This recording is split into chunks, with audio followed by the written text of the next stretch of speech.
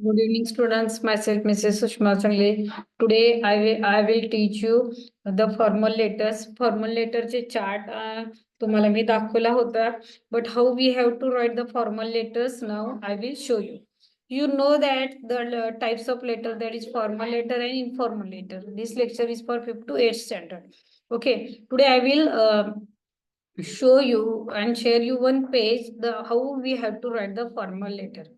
आता formal letter हे कशासाठी वापरतो? काय ऑफिशियल लेटर असेल, लिव्ह लेटर साठी असेल, किंवा आपल्याला इतर काही कामाचे कार्यालय संबंधी असतील, जे ऑफिशियल वर्क असेल, बिझनेस वर्क असेल, that time we have to write the formal letter. And in formal letter subject is most important part. त्याच्यामध्ये सब्जेक्ट मोस्ट इम्पॉर्टंट पार्ट असतो आणि आपल्याला तो काय करायला लागतो, तो मेन्शन हे लेटर मध्ये करायला लागतो. So how we have to mention subject in formal letter. आता आपण ते काय करूया, I will show you. Okay.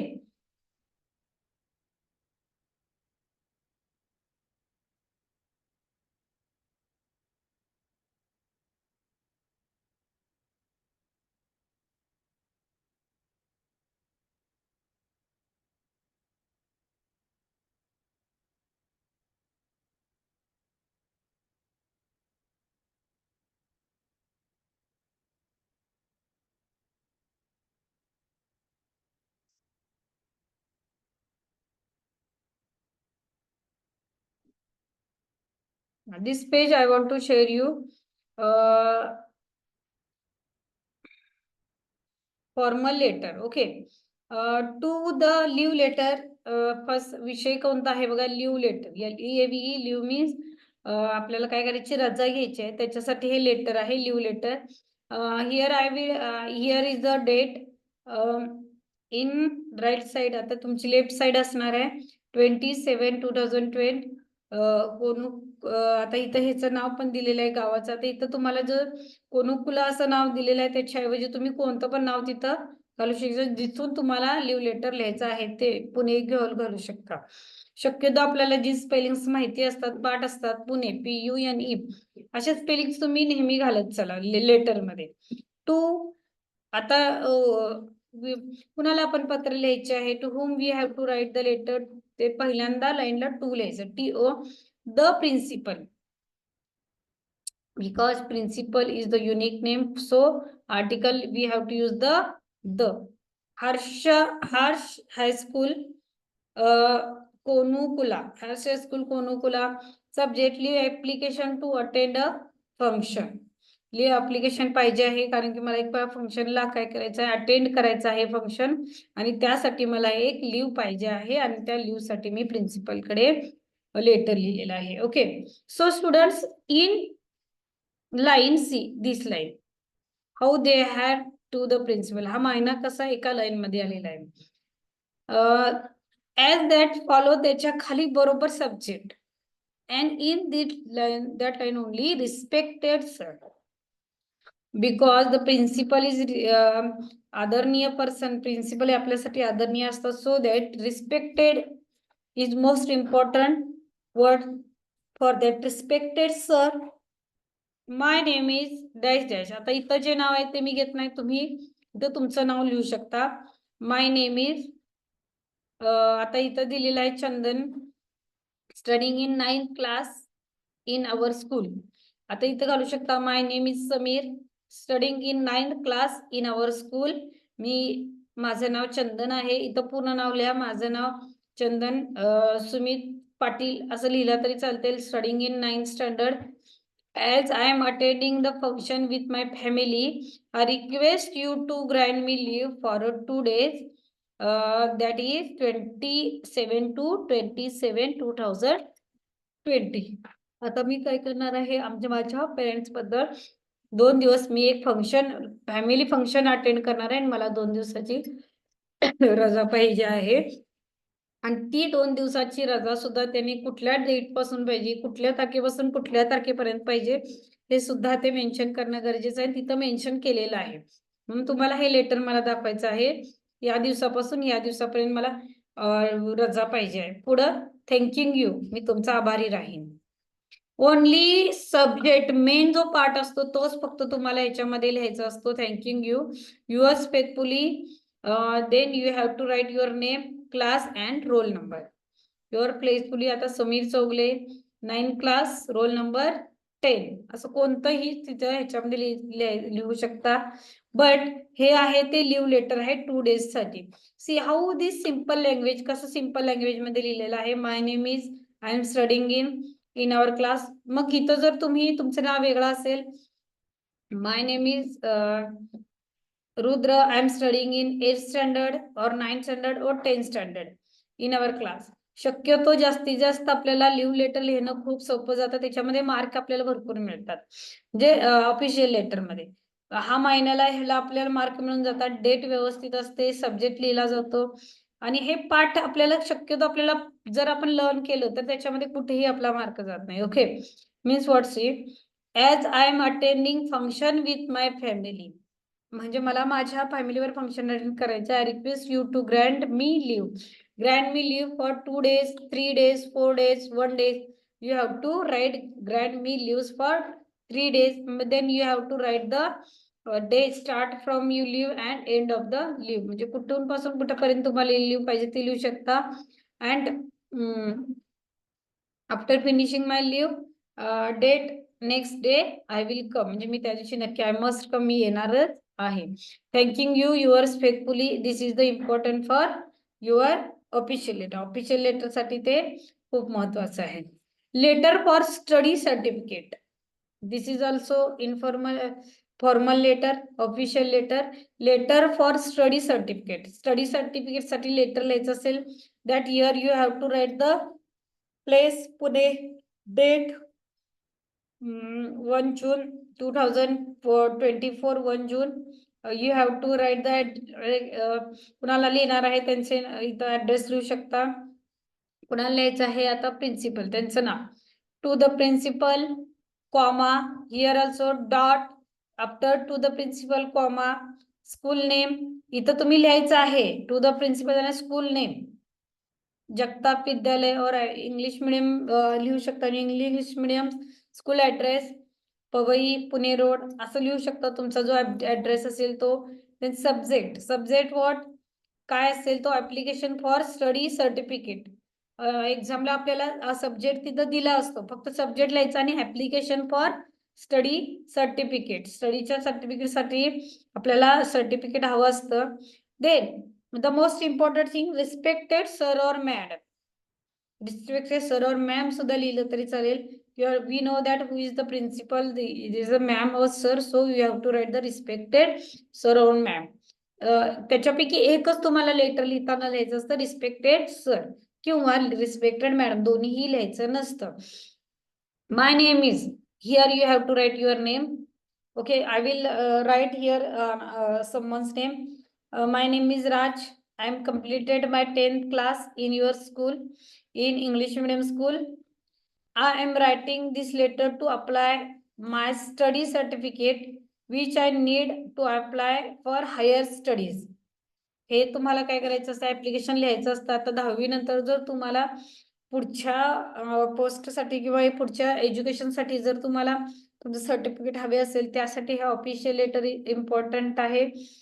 तर त्याला तुमचं सर्टिफिकेट पाहिजे 10th, म्हणून त्यांना काय केलेलं आहे, लेटर लिहिलेलं आहे, which is need to apply for higher studies.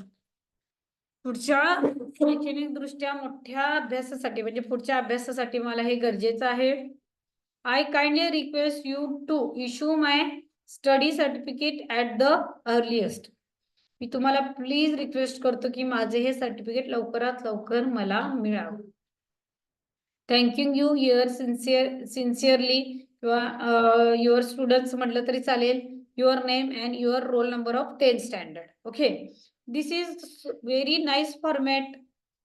Formal लेटरचा हा अतिशय सुंदर असा नमुना आहे. ह्याच्यामध्ये see the handwriting, see the image, how write the first letter is capital, then after some space here write the subject, after subject they respected sir or ma'am, and starting my name is. Okay, you have to introduce first. No, first we have to introduce ourselves, then we have to write the main subject.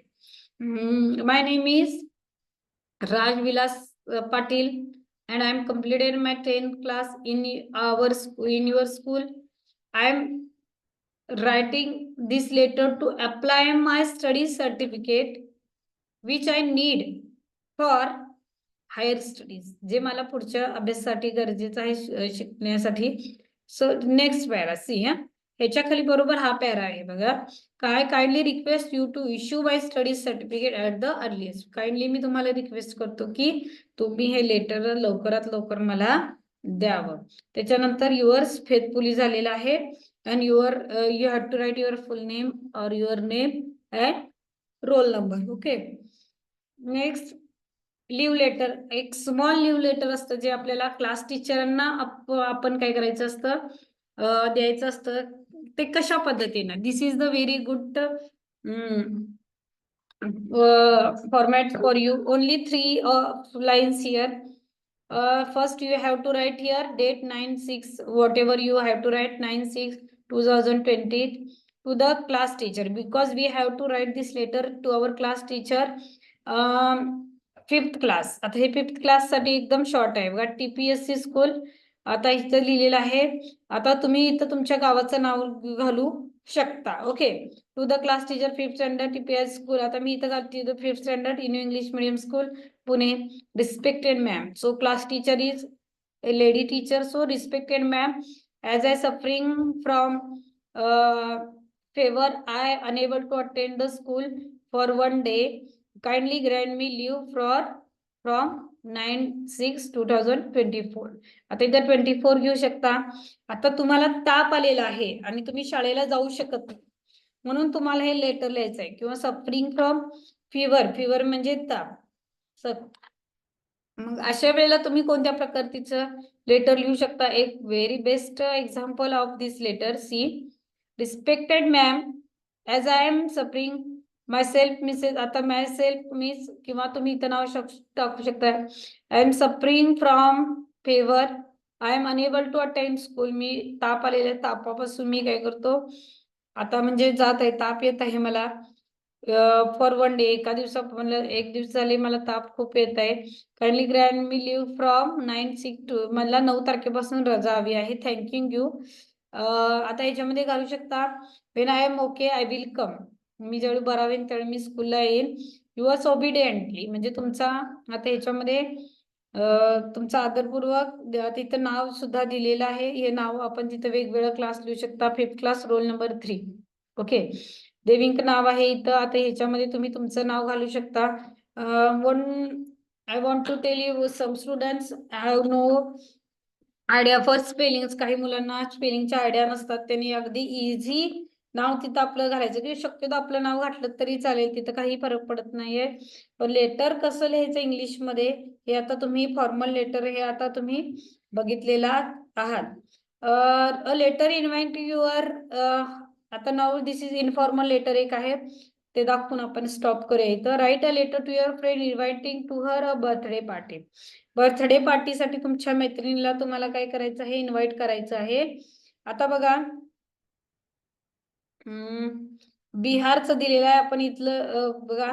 समशेद Nagar Pune 18 March 2014 यायचं आहे. आता 18th June 2014. Dear Khushi, hi, how are you. This is the common sentence. Next Monday I will be 10 years. Next मंडेला मी 10 वर्षाची होईल. 10 years old. I am having a small party at my home. मी माझ्या घरामध्ये एक छोटी पार्टी ठेवलेली आहे. I would be very happy if you could come. तू आलीस तर खूप बरे होईल. कुड इथे शब्दाचा वापर केलेला आहे. The party will be start at 6 PM. Please do come as all my friends will be coming. It be fun. Looking forward to see you. सगळ्या माझ्या मैत्रिणी येणार आहेत. तू सुद्धा आलीस तर खूप छान होईल. Your friend Preeti. Your friend Preeti म्हणजे हिनं काय लिहिलेलं आहे, आपल्या मैत्रिणीला पत्र लिहिलेलं आहे की कशासाठी याला, बर्थडे पार्टीसाठी यायला. सोप्या पद्धतीने सुद्धा लिहू शकता. Hi, how are you. Next Monday 23rd June my birthday. I arrange my small party for my friend, so you must attend my party. Please come. No gift I don't want gift म्हटलं तरी चालेल. याच्यामध्ये my all friends are coming, you also come, please join our, आता म्हणू शकतो please come and join us. आपल्याला आम्हाला काय कर, जॉईन कर आणि तू काय कर, नक्की पार्टीला ये असं म्हणतो. You must have to come for my birthday party. So your loving friend सुद्धा म्हणू शकतो, तुझी आवडती मैत्रीण Nita, Preeti, Geeta. Whatever you want to write your name, तुम्हाला जे स्पेलिंग माहिती आहे ते तुम्ही लिहू शकता. फॉर्मल लेटरचे आपण 3 काय बघितले होते, लेटर्स बघितले होते, प्रिन्सिपलला आपण लिहायचे. त्याच्यानंतर इनफॉर्मल सुद्धा बघितलं आपण, कशा प्रकारे आपण लिहायचं असतं हे सुद्धा आपण आता काय केलेलं आहे, बघितलेलं आहे. सो स्टुडंट्स, शक्यतो तुम्ही लिव्ह लेटर लिहिताना सब्जेक्ट मोस्ट इम्पॉर्टंट आहे. कुणाला लिहिणार आहे, प्रिन्सिपलला, क्लास टीचरला किंवा एखादा ऑफिशियल मॅनेजरला जर लिहित असाल, टू द मॅनेजर, त्याचा पत्ता पूर्ण आपल्याला तिथं सगळा दिलेला असतो, तो आपण त्याच्यामध्ये स्वतःहून काय करायचं तर गेस करून लिहायचा असतो. ओके स्टुडंट्स, तुम्हाला समजलं असेलच. आपल्याला एकदाचं लेटर आपण शिकलो 5th पासून 6, 7, 8, 9, 10 पर्यंत आपल्याला त्याचे मार्क भरपूर मिळतात. त्यामुळं आणि आपल्याला लेटर रायटिंग क्लासमध्ये सुद्धा आपण आजारी असतो तर आपण त्याच्या प्रकारे लेटर लिहू शकतो. लिहायला आपल्याला आलंच पाहिजे. त्यासाठी आजचा हा व्हिडिओ होता. थँक्यू. इथंच आपण थांबूया. Thank you so much. बाय.